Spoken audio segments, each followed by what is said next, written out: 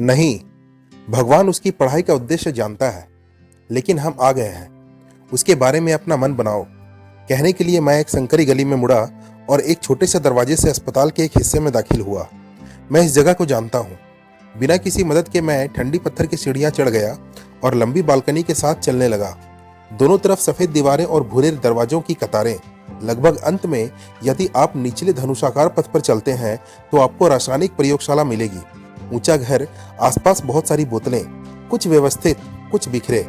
यहाँ वहाँ चौड़ी निजी मेजें, इस पर उपकरण, टेस्ट ट्यूब और छोटे बंसिल लैंप हैं, जिनमें से नीली लपटें टिमटिमाती हैं। कमरे में केवल एक छात्र है जो कोने की मेज पर बैठा है और काम कर रहा है। हमारे कदमों की आहट सुनकर उसने पीछे मुड़कर देखा, फिर वह सीधा खड़ा हो गया और खुशी से चिल्लाया। अपने साथी की ओर देखते हुए समझ गया। वह चिल्लाया और हाथ में टेस्ट ट्यूब लेकर हमारी ओर दौड़ा। मुझे जो एकमात्र अभिकर्मक मिला है वह हीमोग्लोबिन है, जिससे नीचे गिरता है और कुछ नहीं। अगर उन्होंने सोने की खदान खोज भी ली तो ऐसा लगता है कि उनकी आंखों और चेहरे पर इसके ज्यादा खुशी नहीं होगी। Doctor Watson, mister Sherlock Holmes, Stanford ने हम दोनों का परिचय कराते हुए कहा। उन्होंने मेरा हाथ जोर से पकड़कर गर्मजोशी से कहा, कैसे हैं आप? मुझे लगता है कि आप अफगानिस्तान में थे। आप उसे कैसे जानते हैं? मैंने आश्चर्य से पूछा।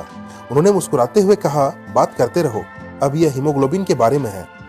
निश्चित ही आप मेरी इस नई खोज का महत्व समझते हैं। मैंने उत्तर दिया, रासायनिक रूप से दिलचस्प बेशक, लेकिन व्यवहारिक रूप से। क्या कहा आपने? चिकित्सा विधि के क्षेत्र में इतनी बड़ी खोजें पिछले कुछ वर्षों में नहीं हुई है। क्या आपको एहसास नहीं है कि हम खून के धब्बों का अचूक परीक्षण करा रहे हैं? चलो वहां जाएं। उसने उत्सुकता से मेरे कोट की आस्तीन पकड़ ली और मुझे उस मेज पर खींच लिया जहां वह काम कर रहा था। आइए कुछ ताजा खून लें। उंगली में एक लंबी कुंद सुई और खून की कुछ बूंदें डालते हुए कहा। उसने एक कंटेनर पकड़ रखा था। इस बार आप 1 लीटर घाव में बिलाह देख सकते हैं। यह मिश्रण या शुद्ध समूह जैसा हो गया है। इसमें खून की हानि 10 लाख में से 1 अधिक नहीं होगी। जैसे ही वह बोला, उसने कंटेनर में सफेद रेत के कुछ टुकड़े डाले और साफ तरल की कुछ बूंदें डाली। सहगिनी ने मिश्रण में एक बोंग लिया और कुछ भूरे रंग का तलछट कांच के जार के नीचे गिर गया। हाँ हाँ हाँ, उसने ताली बजाई और हंसा जैसे कोई छोटा बच्चा किसी नए खिलौने से उत्साहित हो। बोलो क्या? यह एक नींद परीक्षण जैसा लगता है, मैं कहूंगा। हंदार, सुंदर, पुराना वाईकॉम परीक्षण जितना गड़बड़ है उतना ही अनिर्णायक भी। इसी प्रकार रक्त कोशिकाओं की सूक्ष्म जांच भी की जाती है। यदि खून का धब्बा कुछ घंटे पुराना है तो अगला परीक्षण बेकार है, लेकिन यह परीक्षण ताजा और बासी दोनों तरह के वक्ताओं के लिए समान रूप से प्रभावी है। यदि यह प्रयोग पहले खोजा गया होता तो सैकड़ों लोग आज भी पृथ्वी पर घूम रहे हैं। उन्हें उनके अपराधों के लिए बहुत पहले ही दंडित कर दिया गया होता। सत्य, मैंने धीरे से कहा। स्कूल में लगातार हत्या के मामले सामने आ रहे हैं। शायद हत्या के कुछ महीने बाद शक की सुई एक आदमी पर गई। उसके कपड़ों पर भूरे दाग पाए गए। क्या वे खून के धब्बे, मिट्टी के दाग, जंग के दाग, फलों के दाग या कुछ और है? इस सवाल ने कई विशेषज्ञों को हैरान कर दिया। लेकिन क्यों? क्योंकि कोई अविश्वसनीय परीक्षण प्रणाली नहीं थी। अब शर्लॉक होम्स परीक्षण मिल गया है, अतः कोई कठिनाई नहीं है। बोलते बोलते उसकी आंखें चमक उठी। अपनी छाती पर हाथ रखते हुए उसने अपना सिर नीचे झुकाया, जैसे कि एक काल्पनिक आवाज के साथ भीड़ का अभिवादन कर रहा हो। उसके उत्साह से आश्चर्यचकित होकर मैंने कहा, आपको नमस्ते कहना चाहिए। पिछले साल फ्रैंकफर्ट में वॉन बिशोफ मामले को ही लीजिए। अगर ये टेस्ट हो गया होता तो उन्हें फांसी हो जाती। कुख्यात मुल्ला के ब्रैडफोर्ड के मेसन को भी लीजिए। मेंट पोलियर के लेफेब्रे और न्यू ऑर्लियंस के कमसन। मैं ऐसे 21 और मामलों का उल्लेख कर सकता हूं जहां इस परीक्षण से निर्णायक रूप से अपराध सिद्ध हो जाता। स्टैमफोर्ड हंसे। आप अपराध की एक जीविका या जीवित पत्रिका देखते हैं। आप इस पर एक पत्रिका प्रकाशित कर सकते हैं। इसे अतीत की पुलिस खबर नाम दें। और अपने सिर पर थोड़ा सा प्लास्टर लगाते हुए शर्लॉक होम्स ने कहा, हालांकि पत्रिका को बहुत दिलचस्प बनाया जा सकता है। फिर मेरी ओर मुस्कुराते हुए बोले, लेकिन मुझे सावधान रहना होगा क्योंकि मुझे कई चीजों से निपटना पड़ता है। उसने अपना हाथ बढ़ाया। मैंने देखा कि उसका पूरा हाथ तेज एसिड से खराब हो गया था और प्लास्टर से ढका हुआ था।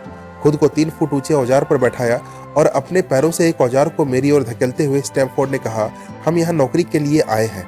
मेरा यह मिस्र आश्रय की तलाश में है। आपने कहा कि आपको कोई साथी नहीं मिल सका, इसलिए मैंने आप दोनों का परिचय कराया। शर्लॉक होम्स ने मेरे साथ एक घर साझा करने की पेशकश करके खुश कर रहा था, खुश लग भी रहा था। कहा, मैंने बेकर स्ट्रीट पर एक स्वीट देखा, हम दोनों बहुत अच्छे रहेंगे। मुझे आशा है कि आपको तंबाकू की तेज गंध से कोई परेशानी नहीं होगी। मैंने उत्तर दिया, मैं स्वयं धूम्रपान करता हूँ। तो फिर अच्छा है, मेरे लिए विभिन्न रसायन अवशेष कभी कभी मैं प्रयोग करता हूँ। यह आपके लिए कोई समस्या नहीं होगी ना, है ना? बिल्कुल नहीं, मुझे लगता है मेरे साथ और क्या गलत है? कभी कभी मैं शांत रहता हूँ। लगातार ऐसे दिन नहीं होते जब मैं बहुत गुस्से में होता हूँ। इसलिए अपना मुंह मत खोलो, फिर आप सोचेंगे कि बस मुझे अकेला छोड़ दो, अब ठीक हो जाएगा। अब जो कहना है कहो। साथ रहने से पहले एक दूसरे की खामियां जान लेना बेहतर है। मैं उसके सवाल पर हंस पड़ा। मैंने कहा, मेरे पास एक पिल्ला है, मेरी नसें बहुत कमजोर है, इसलिए मुझे हंगामा पसंद नहीं है। मैं समय समय पर जागता रहता हूँ। मुझे अल्जाइमर है। अच्छी स्थिति में कुछ अन्य दोष भी हैं, लेकिन फिलहाल में ही मुख्य है। उसने चिंतित स्वर में पूछा, क्या आप वादन को शोरगुल समझते हैं या खिलाड़ी पर निर्भर करता है? मैंने उत्तर दिया, वायलिन का अच्छा वादन देवताओं को प्रसन्न करता है, लेकिन अगर संगीत खराब है। वह मुस्कुराया और बोला, रुको रुको, रहो, फिर ठीक है। जब तक आपको घर पसंद ना आए, यह मान लेना कि व्यवस्था पक्की है। कब देखते हो? कल दोपहर को यहाँ आना, चलो एक साथ चलते हैं और सब कुछ पकाते हैं। उसने उत्तर दिया। मैंने हाथ मिलाते हुए कहा, ठीक है, कल दोपहर को। वह काम पर लौट आया। हम होटल की ओर चल दिए। मैं अचानक रुका और स्टैमफोर्ड की ओर मुड़कर पूछा, अच्छी बात है, मैं अफगानिस्तान से हूँ, उसे कैसे समझ में आया? साथी ने हल्की सी मुस्कुराहट के साथ कहा, यही तो इनकी खासियत है। कई अन्य लोग जानना चाहते थे कि वह सब कुछ कैसे समझता है। मैंने हाथ मलते हुए कहा, ओह, क्या यह कोई रहस्य है? काफी दिलचस्प लग रहा है। हमें साथ लाने के लिए मैं आपका आभारी हूँ। आप जानते हैं, मनुष्य का उचित विषय मनुष्य है, फिर उसे पढ़ो, स्टैमफोर्ड ने कहा जब वह अलग हुआ। यद्यपि बहुत जटिल समझौता पढ़ेंगे, मुझे यकीन है जितना आप उसे जानते होंगे वह उससे कहीं अधिक आपको जानता होगा। नमस्ते नमस्ते।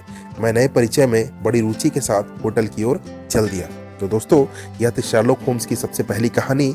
आगे की कहानी के लिए इंतजार कीजिएगा कुछ दिनों का। बहुत जल्द मैं शर्लॉक होम्स की अगली कहानी आपके लिए लेकर आऊंगा। धन्यवाद।